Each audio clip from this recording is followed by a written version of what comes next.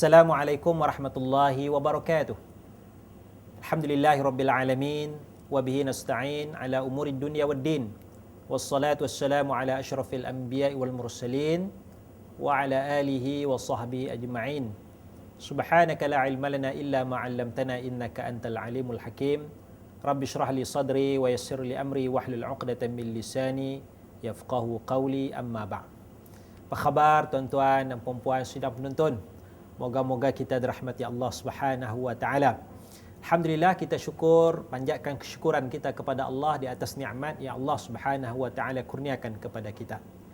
Tuan-tuan dan puan-puan sidang penonton, satu perkara yang penting dalam hidup kita ini ialah kita membaca surah Al-Fatihah setiap hari. Berapa kali kita baca? Setiap hari kita semayang 5 waktu. 5 waktu tu dia ada 17 rakaat. Semayang fardu ada 17 rakaat.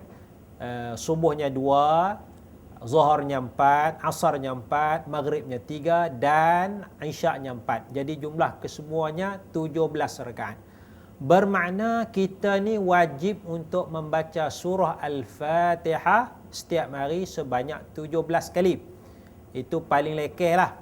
Paling koman, paling lekeh orang tu baca 17 kali. Sebab apa? Sebab semayang fardu saja. Itu pun tidak jadi masalah. Semayang fardu pun alhamdulillah dah. Kalau tak buat sunat. Kalau buat sunat, Masya Allah, tabarakallah.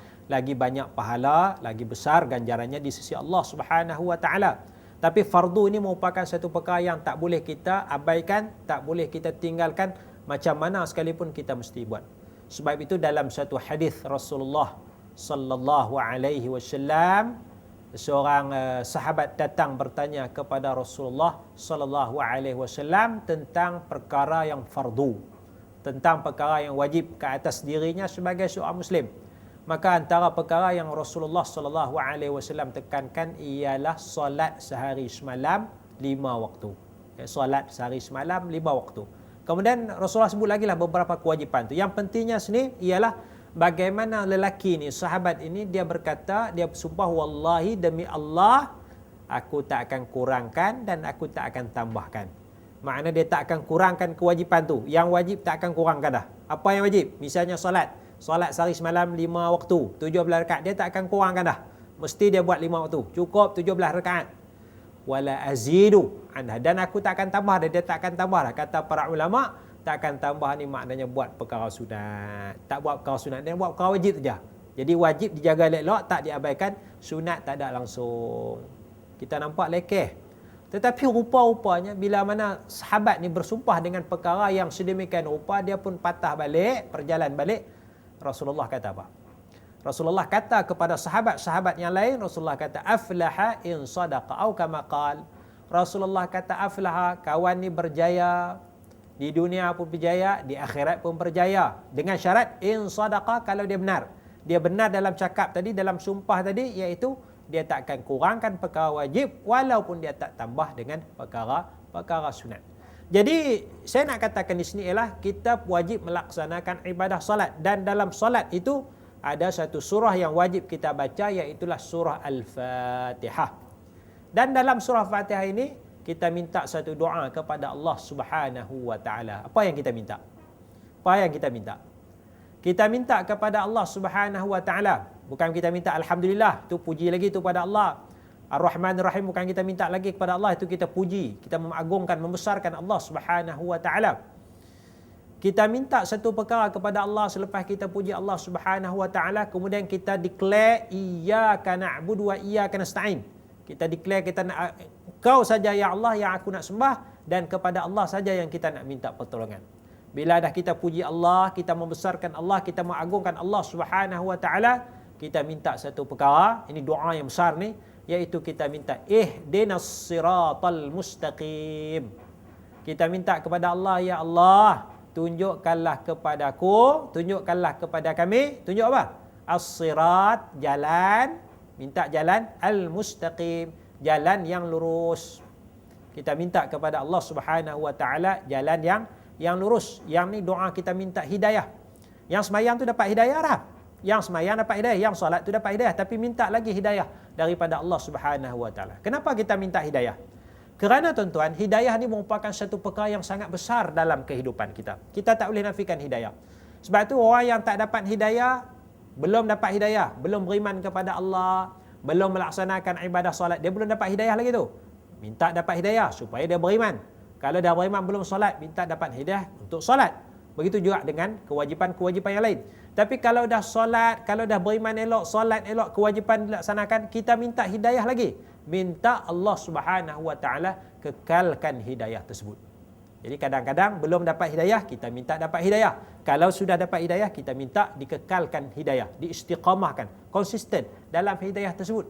Yang ni yang kita minta, ihdinas siratal mustaqim. Ya Allah, tunjukkanlah kepada kami as-sirat, jalan al-mustaqim, jalan yang lurus. Tuan-tuan dan puan-puan, moga-moga kita dirahmati Allah. Anak-anak, adik-adik, ya, abang kakak, dalam kita nak menempuh jalan yang lurus ini, satu perkara yang mustahak untuk kita faham ialah bagaimana ada laluan-laluan. Ada jalan-jalan, ada keadaan-keadaan yang akan menggelincirkan kita daripada jalan yang lurus. Kita minta kepada Allah jalan yang lurus. Tapi ada yang akan gelincirkan kita, yang akan rosakkan kita, yang mana ketuanya iblis. Kabinet-kabinet dia, menteri-menteri dia yang duk bantu iblis ni ialah syaitan. Syaitan akan ganggu kita. Syaitan tu pula kadang-kadang di kalangan jin, kadang-kadang di kalangan manusia. Jadi dia akan merosakkan kita. Sebab itu kita minta hidayah. Kita minta hidayah kepada Allah. Baik. Yang kata nak merosakkan ni kadang-kadang dia banyak keadaan, dia banyak cara. Satunya, kalau yang datang tu dia merosakkan hidayah kita, dia nak gelincirkan kita, senang. Dia datang supaya kita ni jangan pakai Al-Quranul Karim. Jangan pakai Al-Quranul Karim, ya. Dia datang kepada kita, dia minta kita jauh daripada Al-Quran. Dia kata kita Quran ni tak betul. Quran ni tak boleh pakai dah. Sebab apa? Sebab Quran ni tak asli lagi dah. Cuba tengok zaman Rasulullah tulis macam mana. Zaman Rasulullah tulis macam lain. Zaman sekarang dah tulis macam lain. Tidak asli lagi. Bukan ikut zaman Rasulullah. Kalau nak asli, kita tulis cara zaman Rasulullah sallallahu alaihi wasallam. Kita pun tengok bandingan Quran yang ada hari ini, tengok zaman tulisan dulu. Zaman tulisan dulu macam mana? Berbeza. Jadi dia kata Quran tak boleh pakai dah hari ini, tak betul. Kalau datang seorang pendakwah, seorang ustaz yang menggesa kita, menyuruh kita, jangan ikut Quran. Jangan gunakan Quran. Jangan pakai Quran. Quran hari ini tak boleh pakai dah. Kita senang hukum, kata pahaman ni tak betul, kata ajaran ni tak betul. Sebab apa? Sebab dia suruh kita meninggalkan Quran. Begitu je kalau dia datang bawa satu pahaman, jangan pakai hadis. Hadis tak betul. Kita ikut Quran sudah. Kita tak mau pakai hadis. Ikut Quran je. Yang tadi tak mau pakai Quran lagi. Yang ni dia pakai Quran tapi tak mau pakai hadis. Kita boleh senang hukum. Kebanyakan kita insya-Allah kita boleh senang hukum, kata pahaman ni dah tak betul lah. Sebab apa?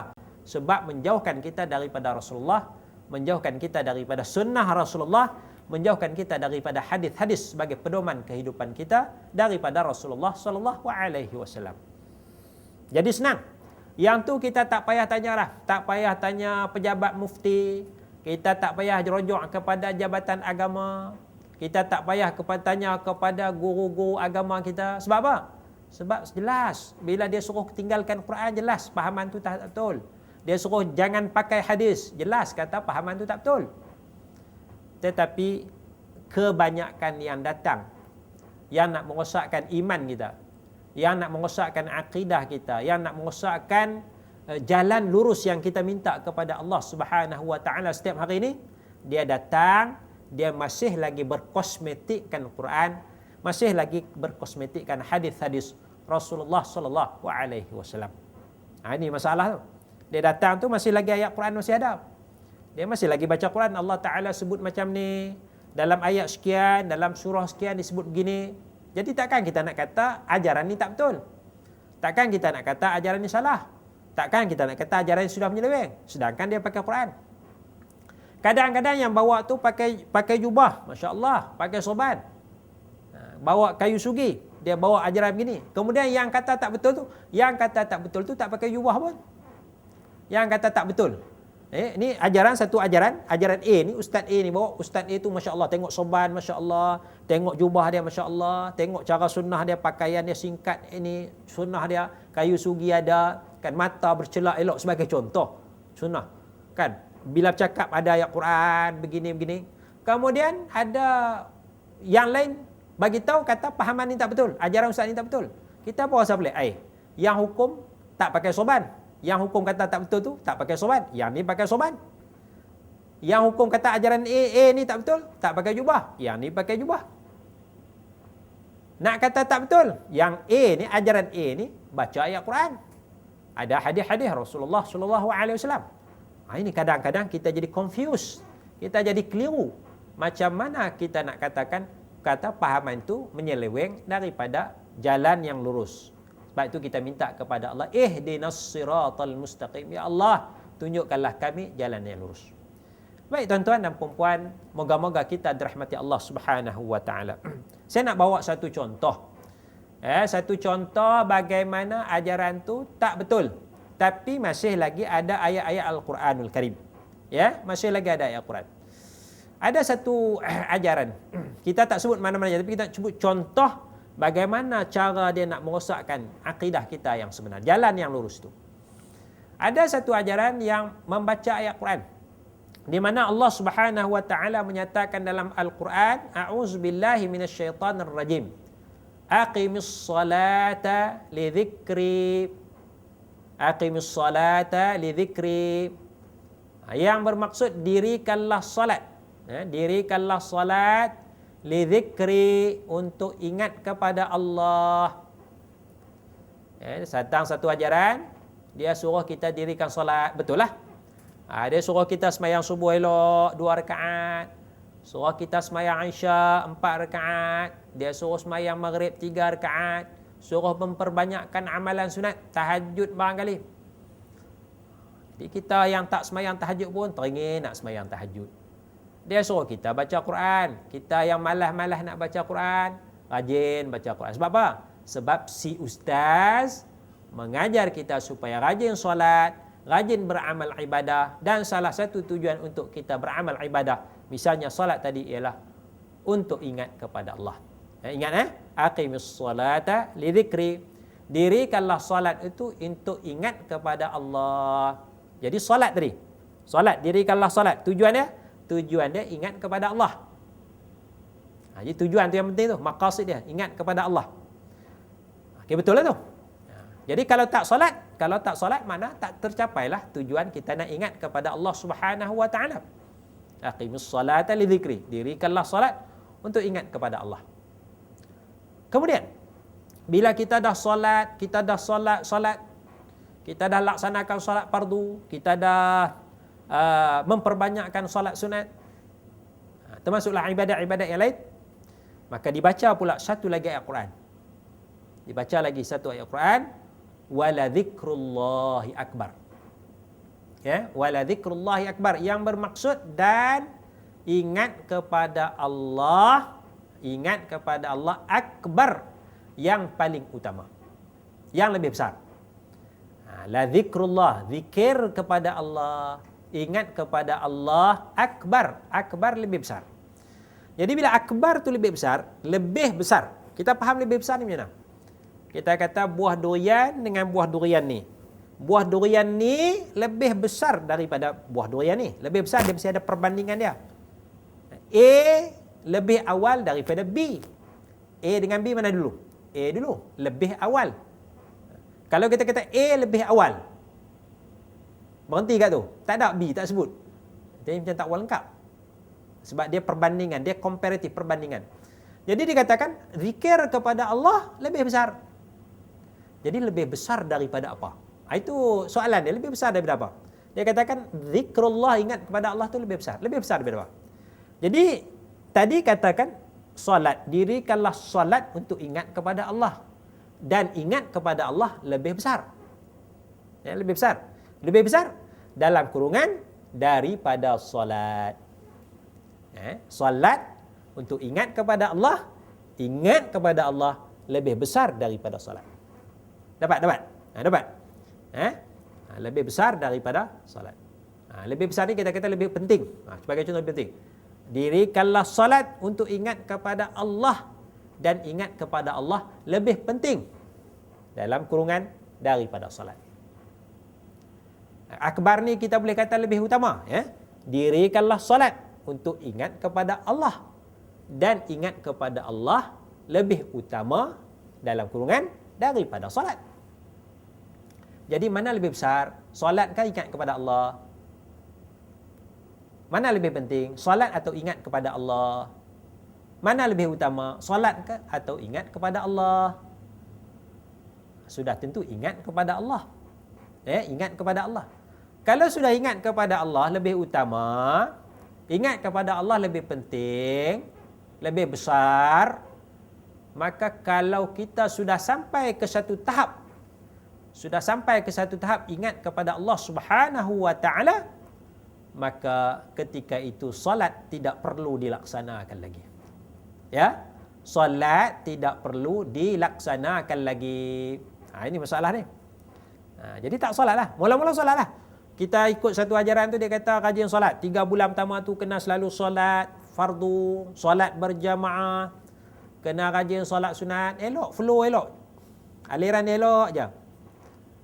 Jadi bila sampai satu tahap, kita dah lepas 3 bulan kita ikut tu, dah sentiasa dah ingat kepada Allah. Dah semayang dah, buat catatan kita. Semayang fardu elok, khusyuk tak khusyuk, semayang sunat apa? Semayang sunat duha buat tiap-tiap hari selama 3 bulan ni. Semayang sunat tahajud pun buat, semayang sunat sekian buat, semua buat belakang. Sampai tahap kita kata contoh 3 bulan, sudah ingat kepada Allah. Bila sudah ingat kepada Allah, ingat kepada Allah lebih besar daripada solat. Maknanya kalau tak solat pun tak apa. Kalau tak solat pun tak apa. Jadi tak solat lah. Tak payah solat. Tak payah solat. Yang penting ingat kepada Allah. Tak payah solat. Jadi dia mula tinggalkan semayang. Sebab itu ada satu diceritakan, kata ada seorang hamba Allah menceritakan, dia kata dia ada kawan-kawan, dia kata dulu ni Masya Allah, masa bujang, masa muda ni, kira pangkat tu imam lah, tu Bilal lah. Kawan-kawan yang bujang ni, masa bujang, masa muda, pangkat tu imam, pangkat tu Bilal. Boleh jadi imam solat, boleh jadi Bilal. Beberapa orang kawan dia, masa bujang. Tapi selepas bertahun-tahun berpisah, berkahwin, beranak pinak, mereka berjumpa semula. Kawan-kawan yang tahap tu imam, tahap tu Bilal ni, tak mau solat dah. Tak mau solat dah. Pasal apa? Pasal dia pegang kepada ayat ni. Ada si ustaz bagi tahu, kalau sudah ingat kepada Allah, tidak solat pun tidak mengapa. Kerana apa? Kerana tujuan solat adalah ingat kepada Allah. Jadi dah ingat kepada Allah. Ni yang tak semayang, yang duk semayang, yang duk semayang masjid sekian, duk semayang fardu sekian, puak-puak tu tak berapa ingat lagi pada Allah. Dia lalai, sebab tu dia kena solat. Kita ni sentiasa ingat kepada Allah, tak perlu solat lagi dah. Jadi nampak tak? Jadi orang yang semayang, orang semayang tu tak ingat kepada Allah. Sebab tu subuh dia kena semayang, dia kena solat.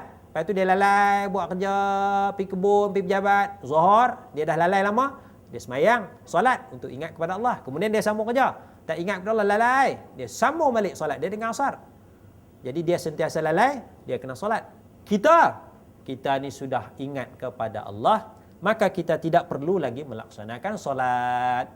Jadi sini dia menggunakan ayat Quran, ya. Dia menggunakan ayat Quran, bagaimana ayat Quran itu diselewengkan.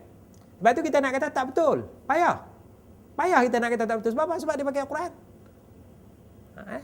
Dia pakai ayat Quran. Ini katakan nak minta ihdinas siratal mustaqim. Minta Allah bagi jalan yang lurus kepada kita. Satu contoh bagaimana kita diselewengkan dengan ayat-ayat Al-Quranul Karim. Contoh yang kedua, Allah Subhanahu wa taala sebut kepada kita. Allah Taala sebut kepada kita dalam melakukan ibadah kepada Allah Subhanahu wa taala. Iaitu ada pahaman yang berhujjah dengan satu ayat Quran. Allah Taala sebut dalam Al-Quran, a'udzubillahi minasyaitonir rajim, wa'bud rabbaka hatta ya'tiyakal yaqin. Allah Taala sebut dalam Quran, wa'bud rabbaka hatta ya'tiyakal yaqin. Buat ibadat. Buatlah ibadat sampai kepada kamu oleh keyakinan. Ya. Buatlah ibadat kepada Allah sampai kita rasa yakin. Allah Taala suruh macam tu. Wa'bud, sembahlah Allah. Rabbaka, Tuhan kamu Allah, hatta ya'tiyakal yaqin, hingga datang kepada kamu oleh yakin. hingga yakin. Baik. Kita buat ibadat sampai mana? Sampai kita yakin. Kita buat logik. Kita ada makanan banyak ni. Makanan banyak, makan.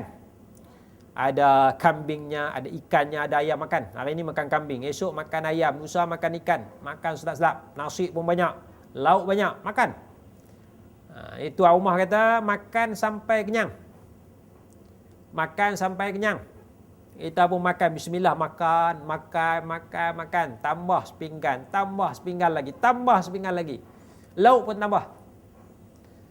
Makan sampai kenyang. Tapi bila dah kenyang, makanan dah penuh dalam perut, kita tambah pula dengan buah sikit tengah air, makan dah kenyang, kita makan lagi atau kita berhenti? Fikir. Bayangkan. Bila kita dah makan sampai kenyang, kita makan atau kita berhenti? Sudah tentu jawabnya kita berhenti. Dah tak boleh masuk dah makanan, penuh dah ni. Bukan penuh dah ni, dia sampai tahap ni dah. Tepu dah ni, nak naik atas kat ni lah. Rasa makanan duduk kat sini, tak boleh nak turun dah. Penuh dah. Jadi makan sampai kenyang. Dia tak panggil makan tu, dia panggil ke darah tu. Darah tu. Tu maqam tahap tinggi tu, makan tahap tinggi, tahap gaban tu dia kira ke darah. Dah penuh dah, full lah. Bila dah penuh dah, apa kita buat? Kita terus makan atau berhenti? Jawabnya kita berhenti. Jadi ayatnya makan sampai kenyang. Soalannya, kalau dah kenyang, jawabnya berhenti. Baik, Allah Ta'ala sebut, buat ibadat kepada Allah sampai datang kepada kamu oleh yakin. Dalam bahasa yang lebih pendek, buat ibadah sampai yakin. Buat ibadah sampai yakin. Kalau dah yakin, soalannya, kalau dah yakin, apa jawabnya?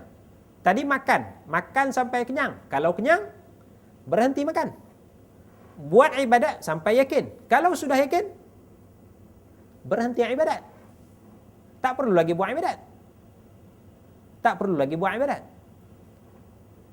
Jadi ada orang barangkali dia mula-mula nampak semayang elok, puasa rajin, baca Quran rajin.